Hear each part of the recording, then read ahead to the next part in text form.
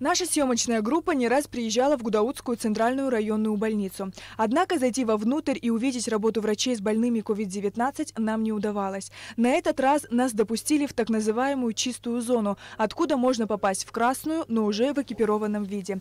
Здесь на нас одели защитные костюмы и разрешили начать съемку. Приехавшие в республику российские врачи уже приступили к своим обязанностям. Кардиолог, терапевт, пульмонолог Владимир Бекетов сопровождал нас в зоне, приближенной к красной. Мы сейчас находимся с вами непосредственно в красной зоне, а в зоне приближенной к красной. Для того, чтобы в красную зону войти, необходимо обязательно наличие очков, наличие респиратора полноценного. И тогда уже можно работать именно там, непосредственно в контакте с пациентом. На данный момент в Гудаутской ЦРБ находится 36 пациентов с коронавирусной инфекцией. Все они проходят необходимое лечение. За моей спиной находится так называемая красная зона. Зайти вовнутрь мы, конечно, не рискнули, нас бы и не пустили. Сейчас вы можете увидеть, как начался обход, и врачи общаются с заболевшими COVID-19. Прибывшие на неделю специалисты из Московского государственного медицинского университета имени Сеченова оказывают консультационную и практическую лечебную помощь. В частности, занимаются лечением наиболее тяжелых пациентов с COVID-19. Не хватает, конечно, оборудования. Я могу сказать, что до неприличия мало аппаратов для концентраторов кислорода, аппаратов для искусственной вентиляции легких, особенно расходных материалов, различные переходники, различные расходные материалы, которые необходимы.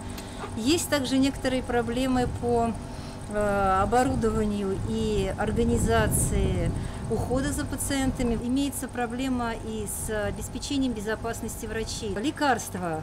Я могу сказать, что аптека неплохая, лекарства есть. Лекарства есть практически все, особенно антибактериальные препараты.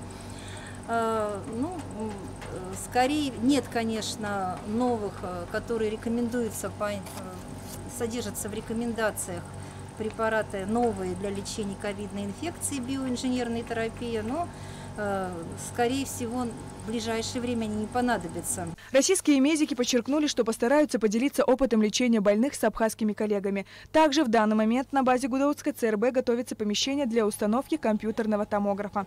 Ковидная пневмония, рентгенологическое исследование не позволяет в полной мере оценить тяжесть поражений легких.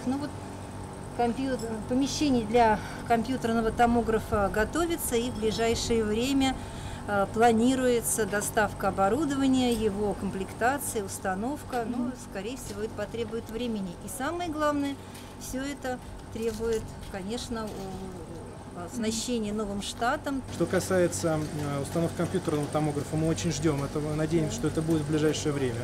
В базовую подготовку рентгенологов входят принципы диагностики компьютерно-томографических изображений.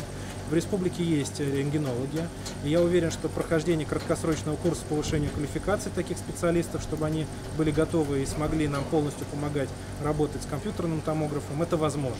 Это тоже необходимо.